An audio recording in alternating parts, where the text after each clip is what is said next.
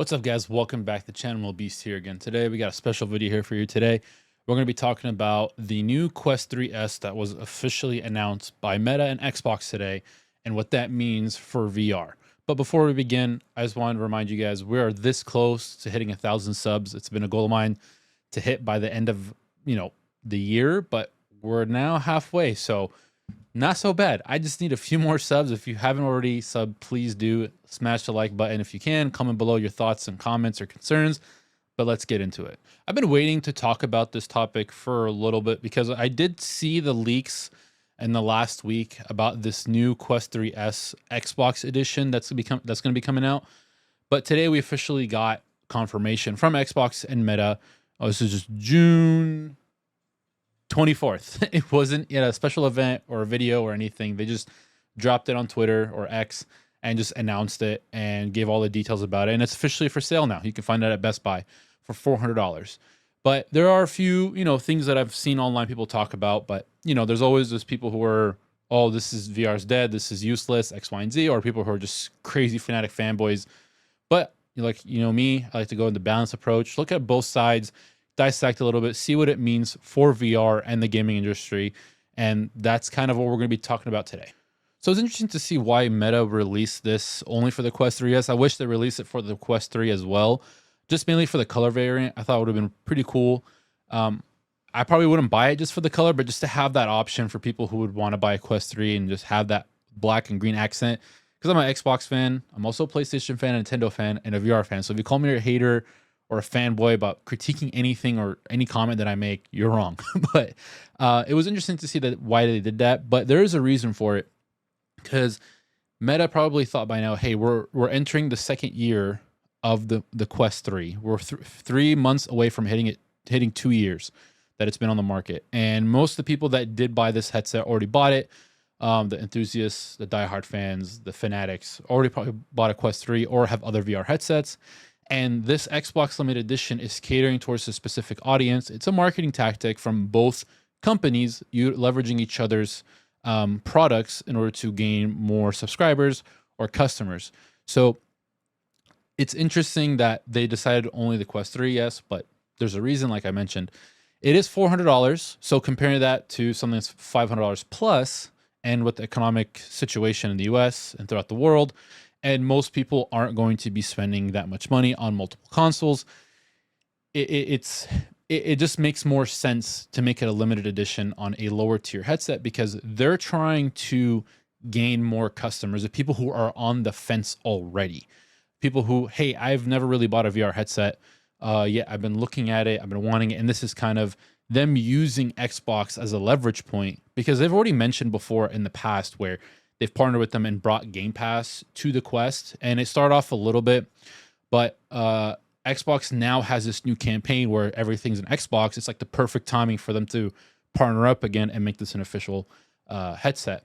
Because Meta in the past has tried to push the enterprise B2B aspect of VR during the pandemic, and work from home kind of died off. They partnered up with Accenture, which is a large cloud-based cybersecurity consulting company.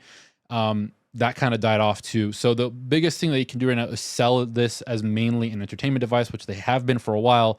If they can get people who are on the fence with VR at a lower price point, and people who are thinking, hey, I kind of want Game Pass already have Game Pass. I don't have an Xbox, but I just need a device to play it. I don't have a PC. It's $400. I can play my, Game Pass games or future Game Pass games on this headset and get VR experiences for $400. This is really cool. It's a marketing thing, because most people that they're trying to target don't know about the fact that you can already do that on other Quest 3 devices. It's a marketing thing, because not everyone's going to be in tune as you and I. Because, if you're all watching this, you're pretty in tune with the gaming industry, VR industry. You kind of know a little bit more than the average Joe, the person who just works all day, or the parent, or X, Y, and Z. So that's the point, is to it's a marketing tactic in order to get more customers into VR, into the Meta platform, to buy more software, and to even subscribe with Meta Plus. So when you buy this headset for $400, you get an extra controller that's Xbox branded. The touch controllers that match the same color. And you get 3 months Game Pass and 3 months Meta Plus. So both of these companies win. But hey, you get new subscribers, and most people are going to be staying on as subscribers. Some people might cancel, but it's a jump. And Meta is like, hey, we're moving headsets anyways. We need more users, because once you hit that point where you've maxed out your enthusiasts and fanatics in VR, the other percentage that you're trying to hit are people who are on the fence or not interested. You're trying to convince them, hey, VR is more than just 6 degrees of freedom gaming. It's more than just watching movies, because Meta has been partnering with companies like the UFC and other entertainment agencies in order to get people, hey, this headset is more than just gaming. You can utilize it for other things. And that's what they're trying to show you, that this headset is an entertainment hub. Xbox is trying to leverage that and be like, hey, our whole point of Xbox in the last several years, they've been trying to work on it since the Series X, even a little bit before. You could see the writing on the wall from years ago where they were trying to head towards, but now it's just the snowball effect. It's just going quick, having access to Xbox games everywhere. That's the whole point. There was even leaks in the past where Xbox was thinking about releasing a Fire Stick-like device to put, the Xbox app on TVs, but they eventually made a partnership with Samsung where the Xbox app is already on TVs in order for you to access these games via cloud. Now with Xbox utilizing Azure, Microsoft's Azure, cloud-based systems are a little bit better. They're able to handle these games a lot more. And then having the Xbox app on every device as much as possible, phones and everything. Now the next thing is an untouched market, because you're already seeing people buying these other glasses like Vitcher and Raineo to play flat screen games on it. And Meta has been trying to promote that, hey, the Quest 3 can do the same. It could do HDMI in, and you can play these Xbox games on it, when they announced it a while ago with Xbox during the presentation.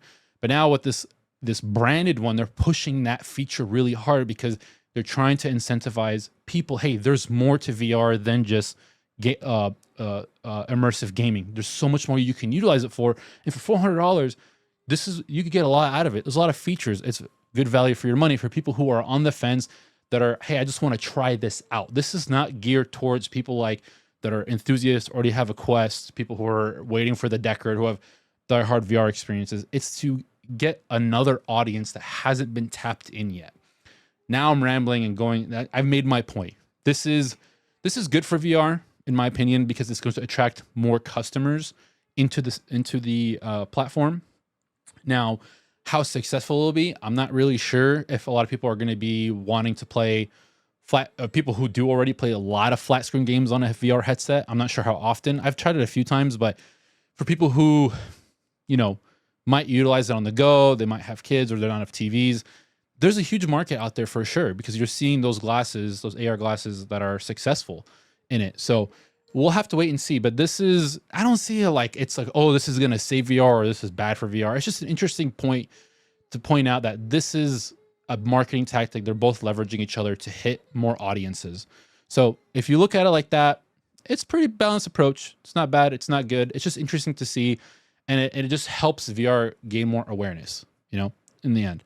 That's the whole point. We need more VR users. We need more VR usage. The more people use VR, the more there's going to be other companies like Xbox. Now we have a big company trying to push VR, not on their own, but as a partnership. This will help the future of VR and gaming in general. That's about it, guys. Let me know in the comments below what you guys think. Make sure you like and subscribe. Thank you guys again. Take care and peace.